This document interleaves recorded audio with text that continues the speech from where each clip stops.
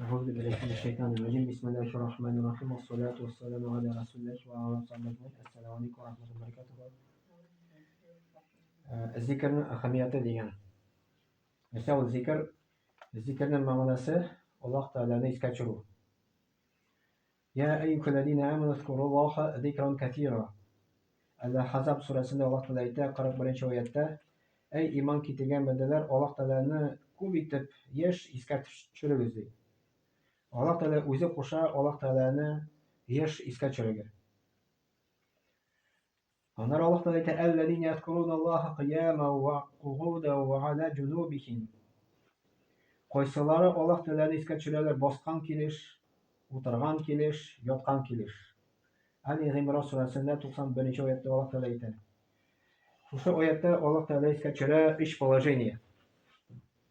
Bosgan kelish,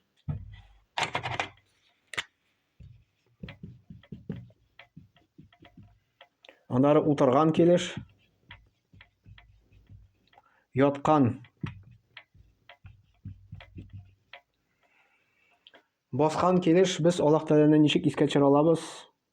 Bunda psixologlar da aytadilar, bu 3 положение. Bosgan kelish nahar men bosib turam, u ilm beruvchi, o'qituvchi masalan. Allah Teala esga tushiradi. Anları o'tirgan kelish nahar siz o'tirasiz, siz ilm olasiz. Bosib turuvchi u ilm beruvchi, a o'tirib turuvchi u ilm oluvchi. Yotgan kelish bu endi biz yuqlarga jiyinamiz. Yesa avurtamiz. Yani yuqu oldidan biz Allah Teala'ni esga tushiramiz. Hadis kile Muhammed Peygamber sallallahu aleyhi ve sellem aytdi, yuqu oldidan kim ayatul kursi o'qiy, Allah Teala farishtani jibara, ularni uyangancha saqlaydi degan. Ayatul kursi Muhammed Peygamber sallallahu aleyhi ve sellem'in sünnetinden bulup turar, yuqu oldidan ayatul kursi o'qirgan. Onun to'g'on duolari bor, onun kitaplarda bor.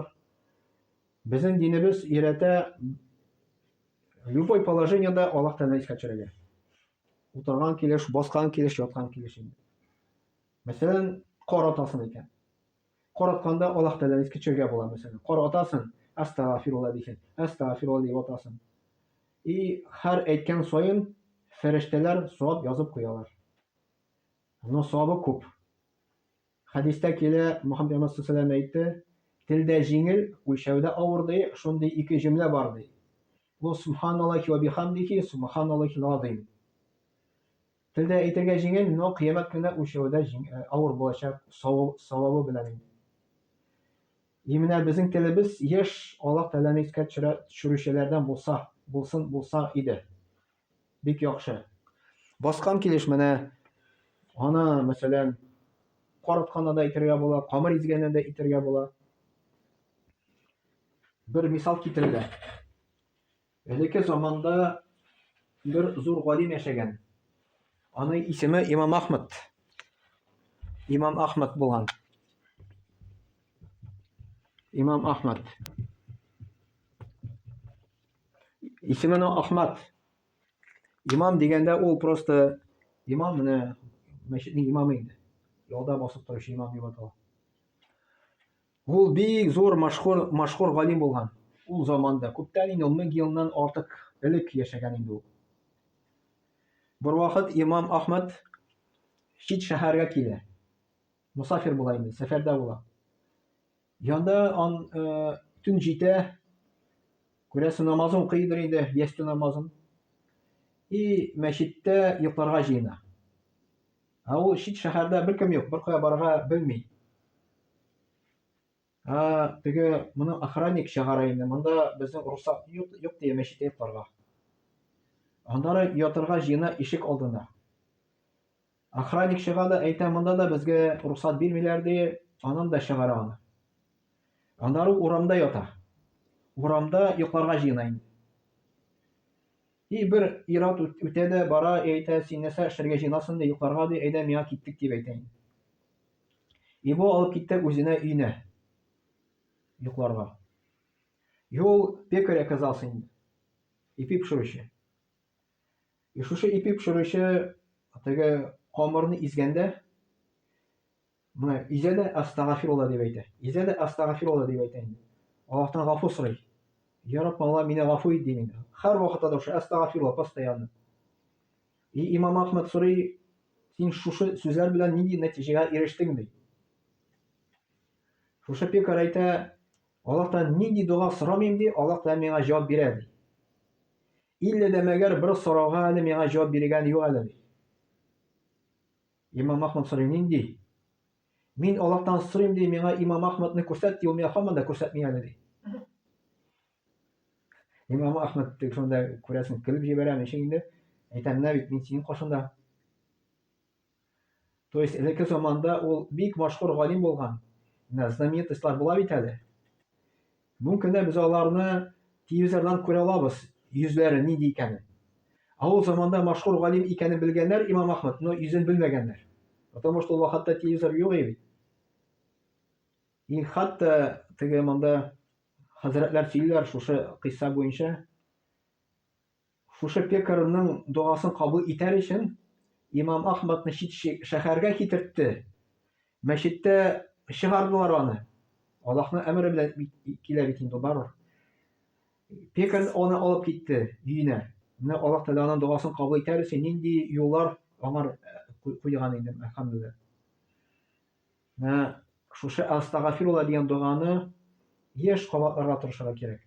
Я Рабб, Алла, мине гафу ит дип постоянно. Мөхәммәд пәйгамбәр саллаллаһу алейһи ва сәллям көненә аны 70 мәртәбә әйткән. Икенче риваятта килә, көненә 100 мәртәбә әйткән. Хәтта Аллаһ Тәгаләнең бөтен гөнаһларын кичергән. Но барыбер Аллаһтан гафу сораган.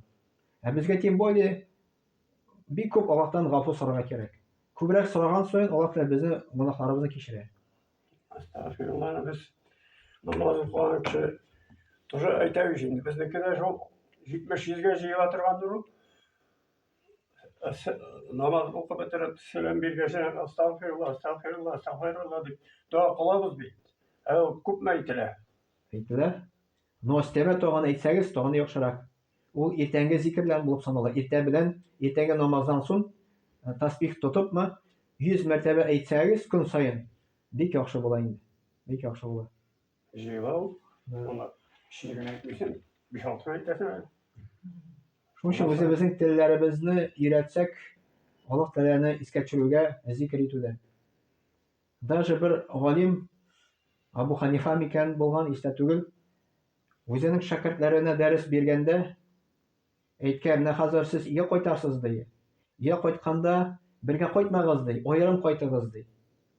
Ул әйтә, нишләп дигәч, бергә кайтканда сез сөйләшеп кайтасыз ди. Аерым кайтканда сез Аллаһны искә төшереп кайтасыз ди. И поэтому даже мәчеткә килгәндә кайтканда да ешрак нужно Аллаһ Тәгаләне искә төшереп итәргә тел белән, күңел белән, еш часто менә шулай инде. Монда килгән саен, кайткан саен һәр вакытта да үзебезгә савап алабыз. Не только булай, вообще ул даже может эшкә барганда да, кайтканда да, любой вакытта инде. Каратканда да, мәсәлән, камыр изгәндә дә менә шулай. Ул только астагфирулла гына, мәсәлән, субханаллаһи дип әйтсәң була. Бу тасбих дип атала. Бер хәзрәт риваятта килә, Мөхәммәд пәйгамбәр саллаллаһу бер сахабасы булган, Абу Хурайра. Ул көненә 12,000 тасбих әйткән. 12,000. Ул бит теге күп нәрсә сорамый бит ул бездән. Ул бит инде теге мәсәлән тел, син эшләгәндә дә, машинада барганда да аны Аллаһ Тәгалә зикр итә аласың постоянно инде. Даже бер вакыт машинада барганда Казанда бер хәзрәт белән мин рульдә утырам инде. Бер хәзрәт монда утырып нафил намазлар укып барды. То есть нафил намазларны утырып укырга рөхсәт ителә, даже сәламәт кешегә дә инде. Машинада Әйе. Әмма менә намазларны кайткан кабатлага диде. Фарыз намазны басып укыла. Ярамый сәламәт кешегә. Авыркан кешегә ярый утырып. Сәламәт кешегә ярамый. Сәламәт кешенең шарты булып тора басып укырга инде.